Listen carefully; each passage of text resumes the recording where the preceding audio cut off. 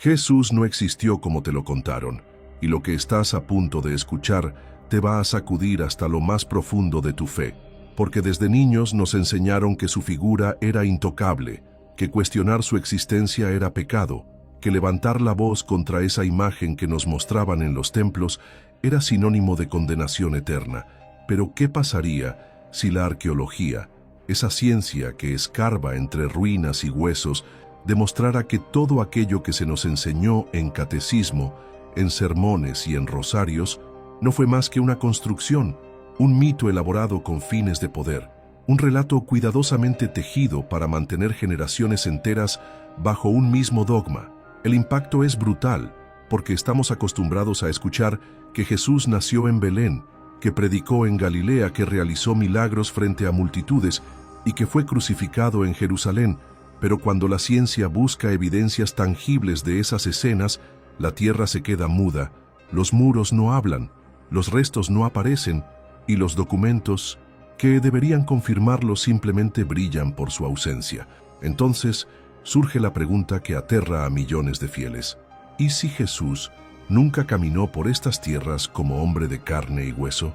Imagina por un instante el eco de los gritos de los creyentes diciendo: eso es impensable, no puede ser, porque para ellos dudar de la existencia de Jesús es arrancar de raíz todo lo que les da sentido.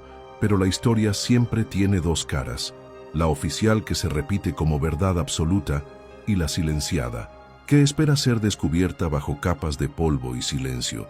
Y cuando se levanta esa segunda cara, el asombro se convierte en sacudida, porque lo que parecía incuestionable empieza a desmoronarse pieza por pieza, ladrillo por ladrillo, hasta dejar al descubierto que las bases de la fe pueden ser mucho más frágiles de lo que jamás imaginaste. Los arqueólogos llevan décadas excavando en Palestina, Israel, Egipto, Siria y Turquía, buscando rastros físicos de la vida de Jesús, y la conclusión es devastadora. No hay evidencias directas de su existencia, ni su casa, ni su tumba, ni una inscripción contemporánea que mencione su nombre.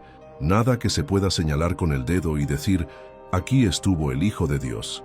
Y eso por sí solo debería hacernos reflexionar profundamente, porque cuando hablamos de personajes históricos como Julio César, Alejandro Magno o incluso líderes locales de la época, encontramos monedas, estatuas, escritos de testigos, pero con Jesús la tierra está vacía, como si hubiera sido inventado siglos después. Reflexiona en esto.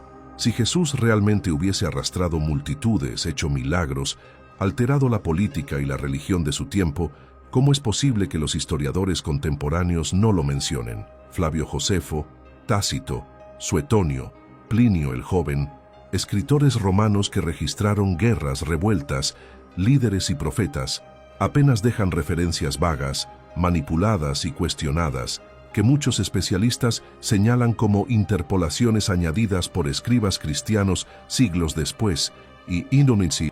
Este hallazgo arqueológico y textual es uno de los golpes más fuertes a la fe tradicional, porque demuestra que la figura de Jesús pudo haber sido moldeada como un mito literario más que como una biografía real.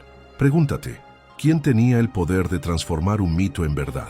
La iglesia naciente, los líderes que buscaban dar cohesión a un imperio dividido, los emperadores que necesitaban unificar a las masas bajo un símbolo común, y ahí surge la sospecha aterradora de que Jesús, más que un carpintero divino, fue una idea genial para consolidar control político y espiritual, un personaje construido sobre retazos de profetas anteriores, deidades solares, rituales paganos y expectativas mesiánicas que ya existían en el judaísmo del siglo I. Aquí es donde la arqueología grita con fuerza, porque cuando se analizan las fechas, los lugares y los relatos, se descubren incoherencias insalvables. Belén no era el lugar donde debió nacer alguien de la línea davídica. El censo mencionado en los evangelios no coincide con registros históricos. La crucifixión descrita no encaja con los métodos romanos del momento, y la resurrección carece de respaldo físico alguno. Todos son relatos transmitidos oralmente que décadas después se pusieron por escrito, adornados, corregidos y manipulados hasta consolidar lo que hoy conocemos como los evangelios, que lejos de ser testimonio directo, son colecciones tardías de leyendas. El creyente grita: eso es imposible, Jesús existió, Yo lo siento en mi corazón, pero aquí debemos hacer una pausa y reflexionar. Sentir no es lo mismo que demostrar. Creer no es lo mismo que probar.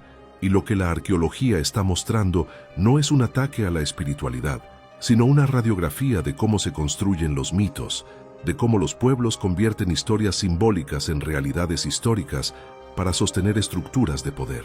Piensa por un momento en otras figuras mitológicas. Horus en Egipto, Mitra en Persia, Krishna en India. Todos ellos comparten elementos asombrosamente similares a los atribuidos a Jesús: nacimientos milagrosos, madres vírgenes, discípulos, muertes sacrificiales y resurrecciones.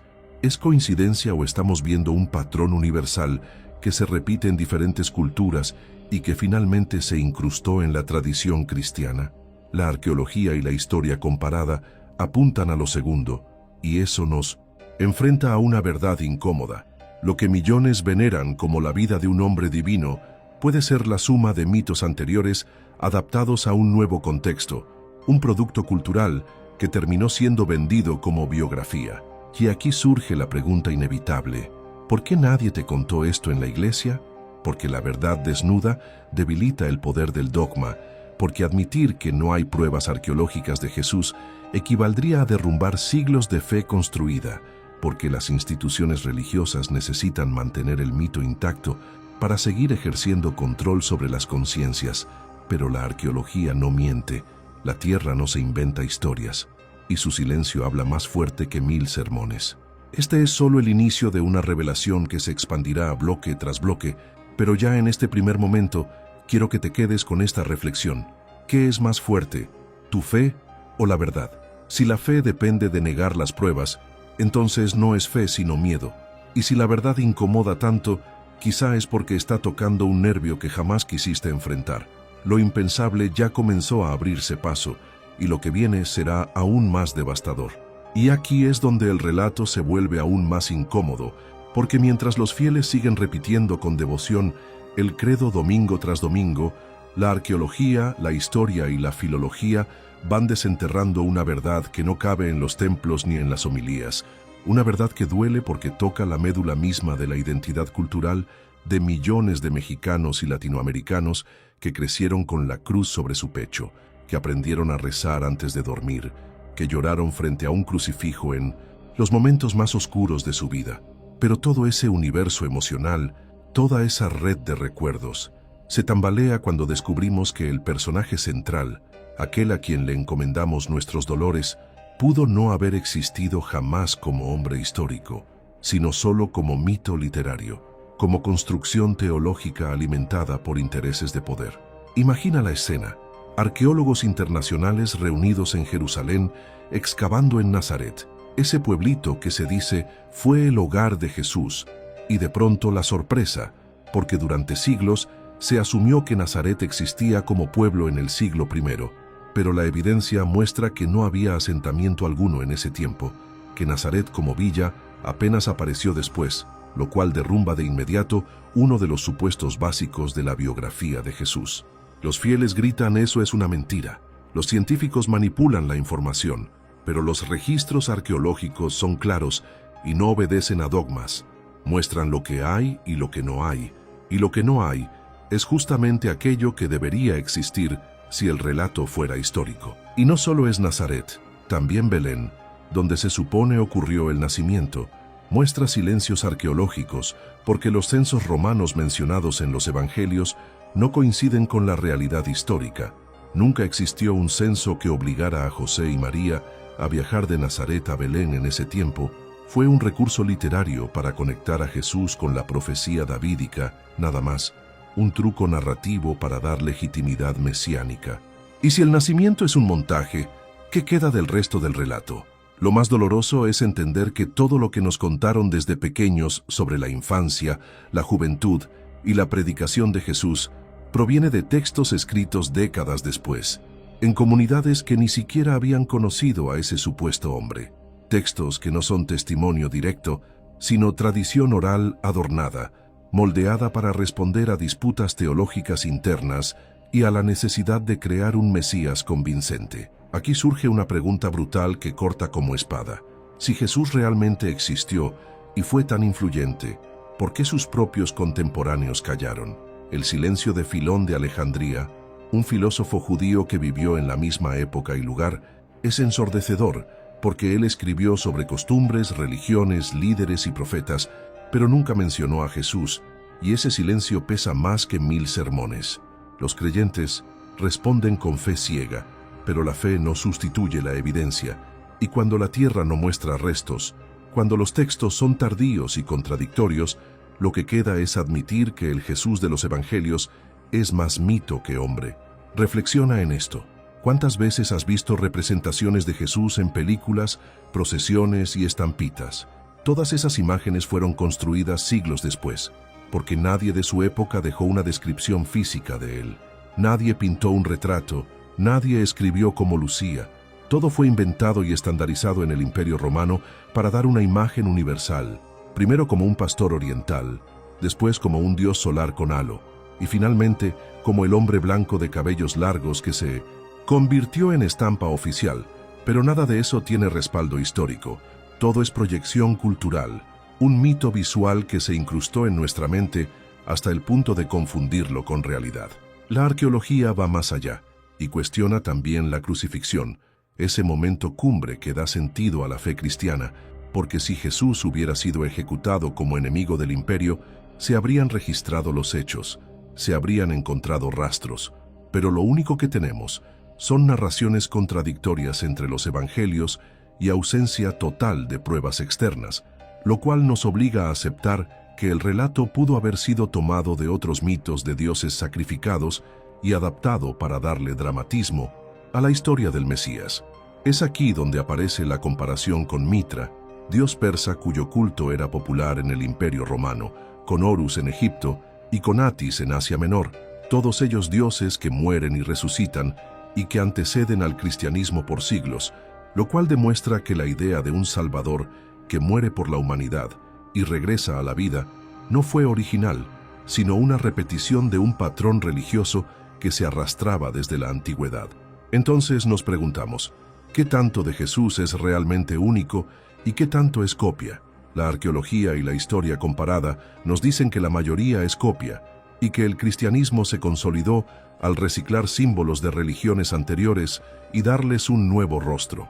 Lo que resulta más sorprendente es que muchos estudiosos cristianos saben esto, lo aceptan en círculos académicos, pero jamás lo mencionan en los templos, porque temen que los fieles se derrumben, temen que la verdad destruya el negocio de la fe, y prefieren mantener a la gente en la ignorancia.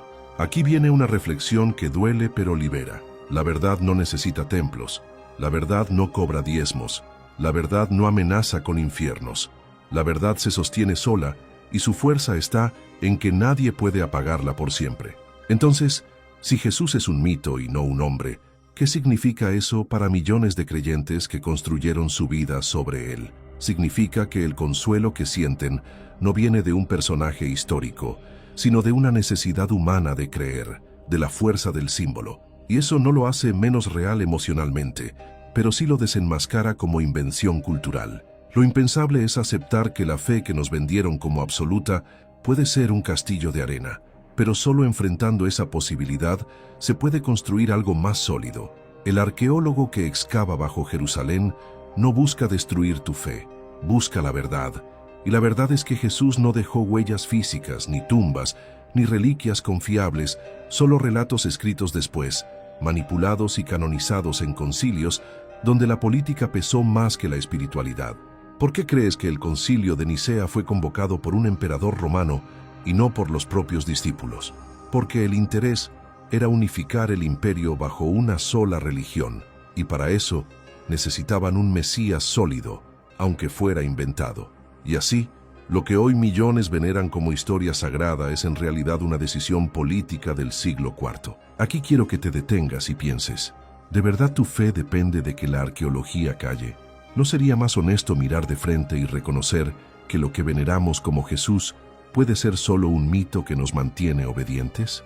La incomodidad es fuerte, pero solo quien se atreve a dudar puede despertar. Eso es lo que la arqueología está gritando con sus silencios, y lo que los fieles consideran impensable es precisamente lo que ahora se revela como inevitable. Y es aquí donde la historia se vuelve todavía más oscura, porque cuando el silencio arqueológico ya era insoportable, cuando los investigadores demostraban que no había restos, no había inscripciones, no había pruebas de que Jesús hubiera vivido en carne y hueso, entonces la institución religiosa se vio obligada a inventar otra arma para sostener el mito: las reliquias, esos objetos que comenzaron a multiplicarse desde la Edad Media y que fueron presentados como pruebas sagradas de la existencia de Cristo: pedazos de cruz, clavos de crucifixión, espinas de la corona, fragmentos de la sábana santa, huesos de supuestos santos que lo conocieron, y lo que a primera vista parecía ser confirmación tangible, con el paso del tiempo se desenmascaró como una red de fraudes piadosos y engaños calculados, porque los análisis científicos de estas reliquias han demostrado una y otra vez que no corresponden al siglo I, que son falsificaciones medievales hechas para atraer peregrinos y llenar las arcas de los templos. Pregúntate, si realmente hubiera existido un Jesús histórico, ¿sería necesario inventar reliquias para probarlo? La respuesta es clara y dolorosa: no. No sería necesario, porque los restos hablarían por sí mismos, pero como no hay restos, se fabricaron objetos que dieran la ilusión de una historia real. Y aquí llegamos al punto más polémico de todos: la famosa sábana santa de Turín, venerada por millones como el lienzo que envolvió el cuerpo de Jesús después de la crucifixión, expuesta como prueba irrefutable de su existencia. Pero cuando la ciencia tuvo el valor de analizarla mediante carbono 14, el resultado fue devastador. Data de la Edad Media, entre los siglos XIII y XIV, más de 1000 años después de la supuesta muerte de Jesús, lo que la convierte en una falsificación, un engaño monumental que fue mantenido por siglos para nutrir la fe popular. Y aquí el creyente grita: eso es imposible, porque yo sentí la presencia de Cristo frente a esa sábana. Pero una vez más, confundimos emoción con verdad, porque la emoción se puede manipular. La sugestión es poderosa, y cuando millones de peregrinos lloraban frente a esa tela, lo hacían no porque fuera real, sino porque necesitaban creer que lo era, porque sin esa ilusión, su fe se derrumbaría. Reflexiona en esto. ¿Qué clase de verdad necesita de mentiras para sostenerse? La respuesta corta es ninguna, y si la fe cristiana necesita reliquias falsas, entonces lo que sostiene es más mito que historia. Pero no solo la sábana santa es un fraude, también la llamada cruz verdadera fue multiplicada hasta el absurdo, porque diferentes iglesias reclamaban tener pedazos de la misma cruz, y si se juntaran todos los fragmentos, existirían suficientes tablones para construir varias casas, algo que incluso los cronistas medievales denunciaban con ironía, y aún así, el pueblo seguía creyendo porque prefería una mentira consoladora que una verdad incómoda. Lo mismo ocurrió con los clavos de la crucifixión, de los cuales existen decenas en distintas catedrales, cada uno presentado como auténtico, cada uno respaldado por un culto local, lo que demuestra que la invención de reliquias fue un negocio redondo, un espectáculo religioso que aseguraba devoción y riqueza. Y si esto ocurrió con objetos materiales, ¿qué podemos esperar de los textos? Los evangelios mismos fueron editados, corregidos y manipulados para encajar con las doctrinas oficiales. Y aquí entra el descubrimiento arqueológico más impactante de todos: los evangelios apócrifos, textos prohibidos que muestran versiones diferentes de Jesús. Un Jesús más humano, un Jesús más simbólico, un Jesús que no coincide con la figura divina impuesta por la Iglesia. Estos evangelios, encontrados en Nag Hammadi y otros lugares, demuestran que en los primeros siglos del cristianismo no existía una sola visión de Jesús, sino muchas, y que la que sobrevivió no fue la verdadera, sino la más útil para el poder político. Entonces la pregunta vuelve a golpearnos: ¿dónde está el Jesús histórico? La respuesta que la arqueología grita es que no está en ninguna parte, porque nunca existió como tal. Y lo que tenemos son capas de mitología, narraciones adaptadas, símbolos tomados de religiones anteriores y reescritos con nombres judíos para consolidar una fe que pudiera competir con los cultos del Imperio Romano. Lo impensable es aceptar que el Jesús que nos contaron no es una persona, sino un mito colectivo que se construyó durante siglos, pero eso es exactamente lo que las evidencias muestran. Y si todavía dudas, piensa en esto. Cuando se analizan los primeros escritos cristianos, las cartas de Pablo, no encontramos un Jesús histórico, no encontramos relatos de su infancia, de sus milagros, de sus parábolas. No hay Nazaret, no hay Belén, no hay crucifixión detallada, lo único que hay es una figura celestial, un Cristo espiritual que Pablo presenta como revelación, no como personaje biográfico. Eso significa que el Jesús humano fue inventado después, que los evangelios lo vistieron de carne y hueso para hacerlo más cercano, pero en los orígenes todo era visión, misticismo y mito. Reflexiona, ¿cómo es posible que el supuesto testigo más cercano, Pablo, no mencione detalles de la vida de Jesús? Porque no los conocía, porque no existían, porque todo lo que predicaba era una figura mítica que nunca caminó sobre la tierra. Entonces, si el Jesús humano fue un invento, ¿qué nos queda? Nos queda un mito poderoso que sirvió para unir a comunidades, para dar esperanza a los pobres, pero también para controlar a las masas. Y esa es la verdad que duele aceptar. El fiel puede seguir gritando eso es impensable, pero cada excavación, cada análisis científico, cada texto descubierto en cuevas y bibliotecas olvidadas grita lo contrario. Jesús no fue un hombre, fue una idea. Y aquí quiero que resuene en tu corazón esta reflexión. ¿Lo que realmente sostiene tu fe es la verdad o es el miedo a perderla? Porque si lo que te ata al cristianismo es el terror a aceptar que Jesús es un mito, entonces vives encadenado a una ilusión, y tal vez ha llegado el momento de soltar esas cadenas. Lo impensable ya no es impensable, es evidente, y cada nueva investigación lo confirma. Y aquí entra el golpe más crudo de todos, porque si hasta ahora la arqueología había mostrado silencio en los lugares donde debería haber huellas de Jesús, y la ciencia había desenmascarado reliquias falsas, lo que viene a continuación es todavía más devastador, porque hablamos de los documentos oficiales, de la escritura, de la memoria registrada en pergaminos y papiros, de aquello que supuestamente debía guardar la verdad histórica de Cristo y que, sin embargo, se revela como manipulación tras manipulación, edición tras edición, mentira tras mentira, hasta quedar claro que los evangelios y las cartas fueron moldeados como piezas de propaganda más que como testimonios reales. Imagina la escena, concilios reunidos en templos imperiales, obispos discutiendo no sobre qué fue verdad, sino sobre qué convenía enseñar, debates encendidos sobre si Jesús era humano, divino o ambas cosas, y decisiones tomadas no por inspiración celestial, sino por votaciones, como si la divinidad pudiera definirse con la mano alzada. Y lo más perturbador es que lo que hoy creemos como fe fue el resultado de esas votaciones, de esas imposiciones, de esos recortes, donde se eliminaron textos incómodos y se canonizaron solo aquellos que servían al poder central. La arqueología y la filología han encontrado huellas de esos otros evangelios que fueron silenciados, como el de Tomás, el de Felipe, el de María Magdalena, donde Jesús no aparece como un Dios todopoderoso, sino como un maestro de sabiduría, un símbolo gnóstico, un arquetipo espiritual sin carne ni hueso, y esos textos son más cercanos al mito que a la biografía. Entonces, si hubo tantas versiones distintas, ¿por qué sobrevivió solo una?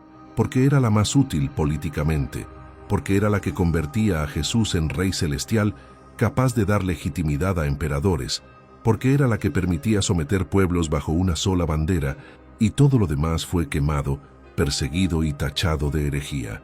Aquí debemos reflexionar con crudeza. ¿Puede la verdad necesitar hogueras para sostenerse? Si realmente Jesús hubiera existido, sus hechos hablarían por sí solos, pero como no existía esa base, fue necesario borrar todo lo que la contradecía. Los fieles dirán que es impensable acusar a la Iglesia de manipulación, pero la historia es clara. Los concilios fueron escenarios de política, no de espiritualidad, y lo que hoy repites en misa no son palabras sagradas, sino acuerdos imperiales.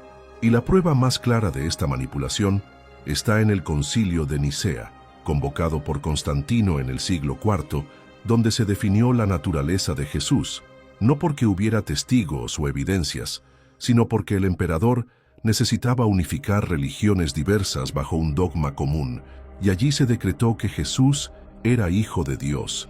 Allí se definió el credo que hasta hoy repiten millones. Allí se inventó la base de la fe cristiana tal como la conocemos, y eso no fue revelación divina, fue política. La arqueología textual nos muestra además que los evangelios no fueron escritos por los discípulos que llevan sus nombres, Mateo, Marcos, Lucas y Juan, sino por autores anónimos décadas después, que usaron esos nombres para dar autoridad a sus escritos, y al compararlos se descubre que se copiaron unos de otros, que se contradicen en detalles clave, que inventaron genealogías distintas, que narran muertes y resurrecciones de formas incompatibles, lo que prueba que no estaban transmitiendo hechos, sino construyendo relatos simbólicos.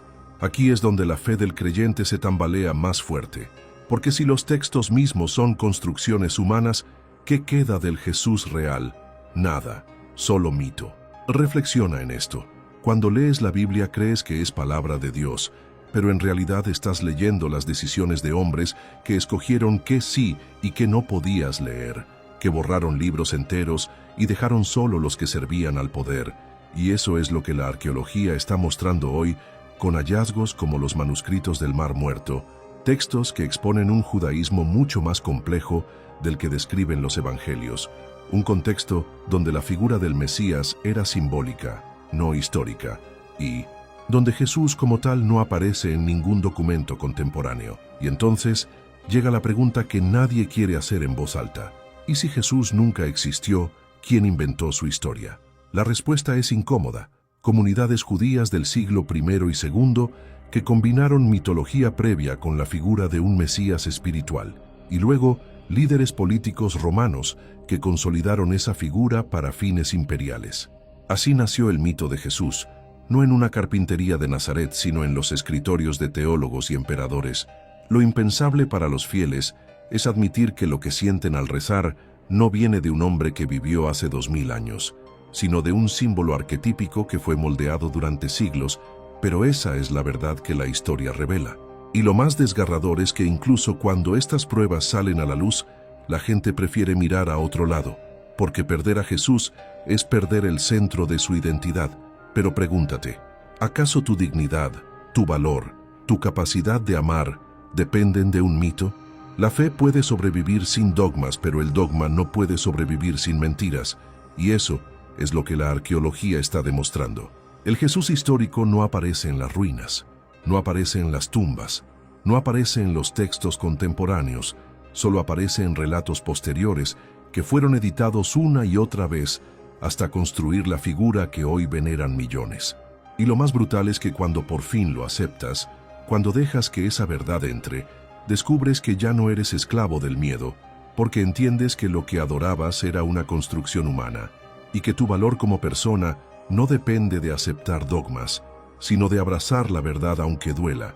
Lo impensable ya no es negarlo, lo impensable es seguir creyendo cuando la evidencia te grita en la cara que Jesús es mito.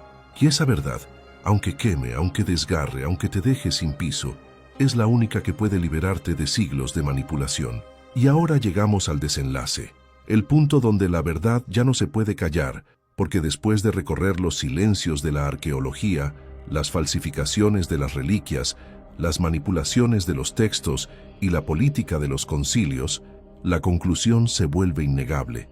Jesús, tal como nos lo contaron, no existió, y su figura no es la de un carpintero divino que caminó por Galilea, sino la de un mito cuidadosamente tejido con hilos de religiones antiguas, intereses políticos y necesidades sociales. Un mito tan poderoso que terminó moldeando civilizaciones enteras, que convirtió reinos en imperios y que hasta hoy sigue siendo el eje de la fe de millones que desconocen la verdad.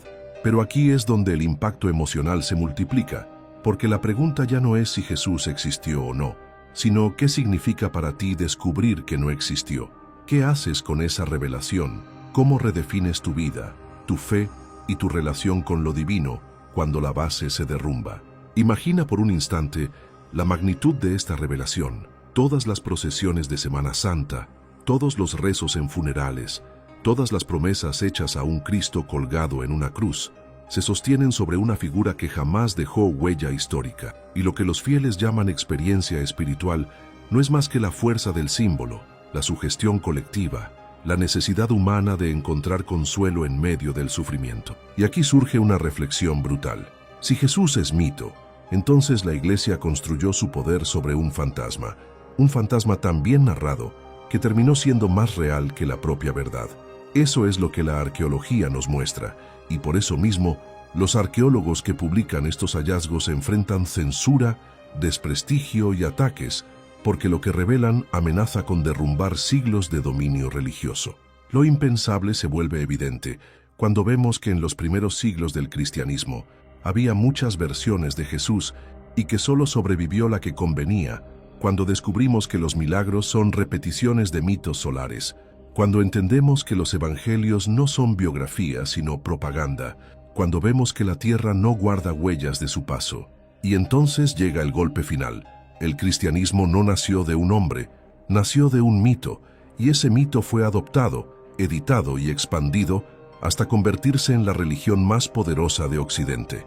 Reflexiona en esto. ¿Qué es más fuerte, la verdad que libera o la mentira que consuela? Porque si prefieres el consuelo, vivirás siempre atado a un dogma que te manipula, pero si abrazas la verdad, aunque duela, serás libre de pensar, de sentir y de buscar a lo divino sin cadenas. Y aquí es donde el mensaje se vuelve personal. No necesitas a un Jesús histórico para ser buena persona. No necesitas a un Mesías inventado para amar, para perdonar, para luchar por la justicia, porque esos valores son humanos, nacen de ti, no de un mito. Lo que la arqueología nos muestra no es el fin de la espiritualidad, sino el inicio de una nueva conciencia, donde entendemos que lo sagrado no está en un hombre que nunca existió, sino en la capacidad humana de crear, de creer y de transformar. El creyente puede gritar con todas sus fuerzas que esto es impensable, pero cada hallazgo, cada análisis, cada documento descubierto grita lo contrario, y ya no se puede callar. Lo que hoy tienes en tus manos no es una teoría, es la suma de pruebas, silencios y manipulaciones que revelan un secreto guardado por siglos. Jesús es un mito, y aceptarlo no es perder la fe, es recuperar la verdad. Y mientras esta revelación se extiende, cada vez más personas despiertan, cada vez más miran a la historia sin miedo y descubren que su vida no depende de un relato inventado, sino de su propia fuerza interior. Ese despertar es el verdadero milagro, no el de caminar sobre las aguas, no el de multiplicar panes, sino el de atreverse a mirar la verdad cara a cara y vivir sin cadenas. Lo impensable ya se dijo, ya se probó, y ahora la decisión es tuya. Seguir creyendo en un mito cómodo o despertar a una verdad incómoda pero liberadora.